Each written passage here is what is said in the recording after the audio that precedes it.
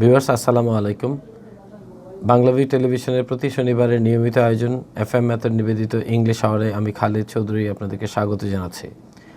আপনারা জানেন আমাদের এই অনুষ্ঠানের মাধ্যমে আমরা দেখিয়ে থাকি কিভাবে বাংলাদেশে ইংরেজি শিক্ষার সবচেয়ে সহজতম এবং জনপ্রিয় পদ্ধতি এফএম ম্যাথডের ছোট ছোট ফর্মুলাগুলোর সাহায্যে আমরা ঘরে বসেই ইংরেজিতে বাক্য তৈরি করতে পারি। তো আজকেও আমরা দেখব ছোট্ট দুইটি ফর্মুলার সাহায্যে কিভাবে আদেশ, অনুরোধ, উপদেশ, নিষেধ জাতীয় বাক্য তৈরি করতে হয়। আপনারা জানেন এফএম মেথডে ইংরেজি তৈরি করতে হলে বাংলা বাক্যের শেষ শব্দটি অনুসরণ করতে হয়। বাংলা বাক্যের শেষের শব্দ সাধারণত 3 রকমের হয়ে থাকে: ভার্ব, নন ভার্ব অথবা হয়যুক্ত ভার্ব। যেসব বাংলা বাক্যের শেষ শব্দটি ভার্ব, সেই বাক্যগুলোর ইংরেজি গঠন একটা নির্দিষ্ট প্রক্রিয়া হয়, একটা ধরনের হয়। যেসব বাংলা বাক্যের শেষ শব্দ নন ভার্ব, সেগুলো আরেকটা প্যাটার্ন ফলো করে। যেসব বাংলা বাক্যের শেষে হয়যুক্ত ভার্ব আছে, সেগুলো ইংরেজি আরেকভাবে করতে হয়। তো প্রিন্সিপাল ফিরোজ মুকুল স্যার, যিনি এই পদ্ধতি তৈরি করেছেন, তিনি বাংলা বাক্যের শেষ শব্দের উপর ভিত্তি করে এই পদ্ধতিটি তৈরি করেছেন। তো আজকে আমরা দেখব কিভাবে ইম্পারেটিভ সেন্টেন্স বা আদেশ, অনুরোধ, উপদেশ বা নিষেধ এই ধরনের বাক্য ছোট দুটি ফর্মুলার সাহায্যে আমরা তৈরি করতে পারি। আপনারা জানেন ইতিপূর্বে আমরা আলোচনা করেছি যেসব বাংলা বাক্যের শেষের শব্দ ভার্ব আছে, সেই বাক্যগুলোর হাবোধক বাংলা বাক্যগুলো ইংরেজি করার জন্য আমরা একটা ফর্মুলা নিয়ে থাকি, সেটা হচ্ছে আই ডু, এবং না বোধকের জন্য আই ডোন্ট ডু। এখানে আই এর জায়গায় বসিয়ে দিব আমরা পার্সন, আর ডু এর জায়গায় আমরা বসিয়ে দিব বাংলা বাক্যের শেষের ভার্ব। কিন্তু যদি ইম্পারেটিভ সেন্টেন্স হয় বা আদেশ, উপদেশ, অনুরোধ এই জাতীয় বাক্য হয়, তাহলে সেই ক্ষেত্রে আমরা জানি যে পার্সন যেটা, সেটা উজ্জ্ব থাকে। তো আমরা ইংরেজি বাক্য তৈরি করার সময় এই আই ডু ফর্মুলার মধ্যে আইটাকে বাদ দিয়ে দিব, এবং নিষেধ জাতীয় বাক্য তৈরি করার সময় আই ডোন্ট ডু ফর্মুলা থেকে আমরা আইটা বাদ দিয়ে দিব। আপনার মনিটরে দেখতে পাচ্ছেন যে আই ডু ফর্মুলা থেকে আইটা ক্রস দেওয়া আছে এবং আই ডোন্ট ডু থেকে আইটা বাদ দেওয়া আছে। তার মানে আমরা আদেশ, উপদেশ, অনুরোধ 1 নম্বর মডেলের সাহায্যে করতে পারবো, আর নিষেধ 2 নম্বর মডেলের সাহায্যে করতে পারবো। মনে করেন আমরা একটা বাক্য আলোচনা করব। আমরা কাউকে বলতে চাচ্ছি উপদেশমূলক বাক্য, সদা সত্য কথা বলবে। তো এই ধরনের বাক্য ইংরেজি করার জন্য আমাদের 1 নম্বর ফর্মুলাটির সাহায্য নিতে হবে। তো আই ডু ফর্মুলা থেকে আইটা বাদ যাবে, তাইলে দুইয়ের জায়গায় বসাবো শেষ শব্দটি কথা বলবে, সত্য কথা বলবে। কথা বলা হচ্ছে স্পিক, তাহলে স্পিক, আই এর জায়গায় উইটা বসালাম না, তাহলে থাকলো হচ্ছে স্পিক, আর বাকি হচ্ছে সত্য কথা।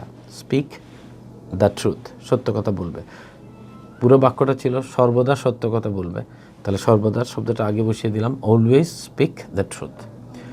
যদি এবার আমরা নিষেধ করতে চাই কাউকে, মিথ্যা কথা বলো না, তাহলে শেষের শব্দ হচ্ছে বলো না, এটা একটা ভার্ব এবং না বোধক বাক্য, তাহলে 2 নম্বর মডেলটির সাহায্য নিব। আই ডোন্ট ডু ফর্মুলা থেকে আইটা বাদ যাবে, তাহলে ডোন্টের জায়গায় ডোন্ট, আর ডু এর জায়গায় কথা বলা হচ্ছে টেল, তাহলে ডোন্ট টেল মিথ্যা, এ লাই, ডোন্ট টেল এ লাই। যদি বলি কখনো মিথ্যা কথা বলো না, তাহলে ডোন্টের জায়গায় আমরা নেভার শব্দটি বসিয়ে দিব, নেভার টেল এ লাই।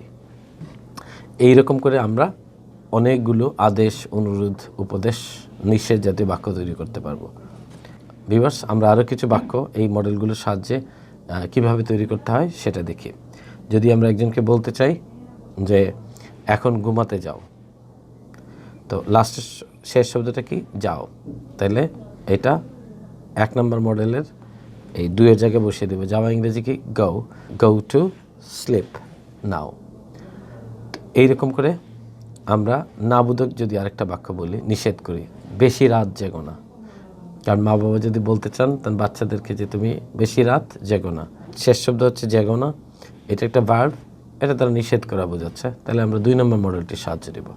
আগেই বলেছি আদেশ, অনুরোধ, নিষেধের ক্ষেত্রে আই এর জায়গায় আমরা কোনো পার্সেন্টটাই বসাবো না, কারণ এখানে ইউ যেটা সেটা উজ্জ্ব থাকছে। তাহলে বেশি রাত জেগো না, তাহলে ডোন্টের জায়গায় ডোন্ট, আর ডু এর জায়গায় রাত জাগা। Keep late hours at night, তাহলে don't keep late hours at night. Viewers, কেউ যদি বলতে চায় দয়া করে আমাকে 1 গ্লাস পানি দিন, শেষ শব্দ হচ্ছে দিন, এটা একটা ভার্ব এবং হাবোধক কথা, তাহলে 1 নম্বর মডেলটির সাহায্য নেব। আই এর জায়গায় কিছু বসাবো না, তাহলে ডু এর জায়গায় বসিয়ে দেবো শেষের ভাব। দেওয়া ইংরেজি কি? গিভ। তাহলে আমাকে দিন, গিভ মি এ গ্লাস পানি, a glass of water. Give me a glass of water. একই রকম করে যেভাবে আমরা আদেশ, উপদেশ, অনুরোধ বলতে পারি, নিষেধ ধরনের বাক্য করার জন্য আমরা 2 নম্বর মডেলটির সাহায্য নিব।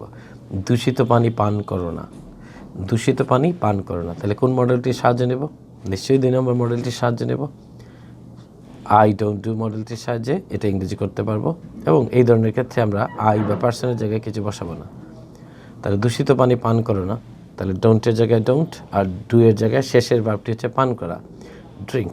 তাহলে ডোন্ট ড্রিঙ্ক দূষিত পানি, এটার ইংরেজি হচ্ছে polluted water. Don't drink polluted water. এরকম করে আমরা ছোট ছোট ফর্মুলাগুলোর সাহায্যে এফএম মেথডের মাধ্যমে দ্রুত ইংরেজি বাক্য তৈরি করতে পারবো। এখন মনে করেন আপনি আপনার বন্ধুকে বলছেন টাকা সাবধানে রেখো, এই বাক্যের শেষের শব্দ হচ্ছে রেখো, এটা একটা ভার্ব, এটা দ্বারা কাউকে আদেশ, অনুরোধ, উপদেশ বোঝায়। তাহলে 1 নম্বর মডেলটির সাহায্য নেব। মডেলটি হচ্ছে আই ডু।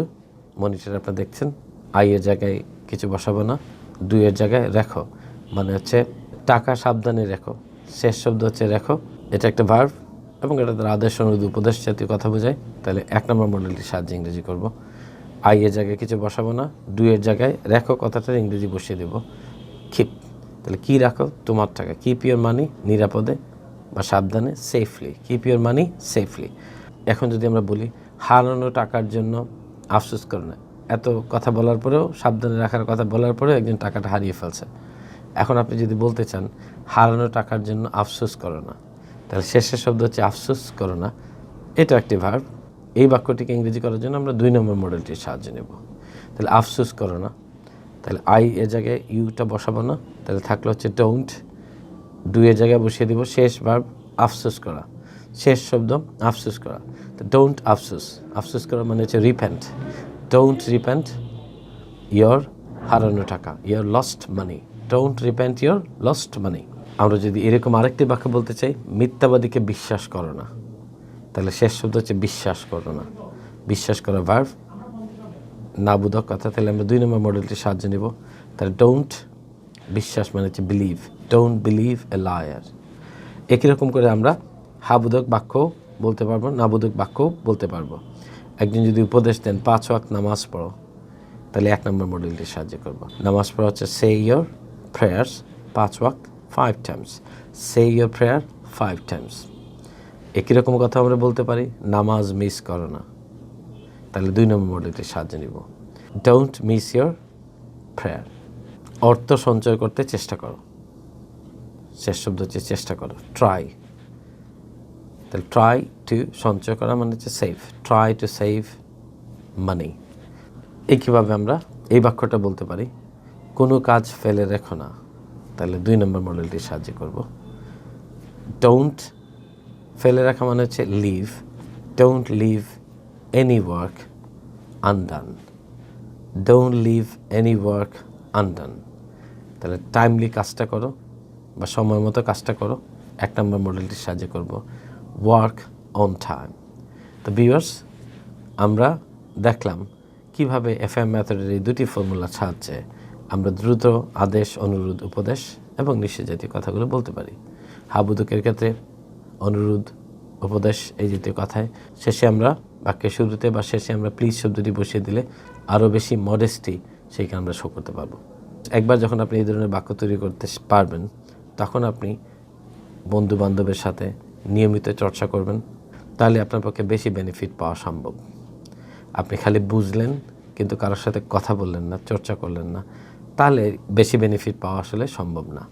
তো আমাদের এই অনুষ্ঠানটির মূল উদ্দেশ্য হচ্ছে ইংরেজি শেখার সহজতম পদ্ধতি এফএম মেথড আপনাদের সামনে উপস্থাপন করা, যার মাধ্যমে আপনারা ঘরে বসে ইংরেজি শিখতে পারেন।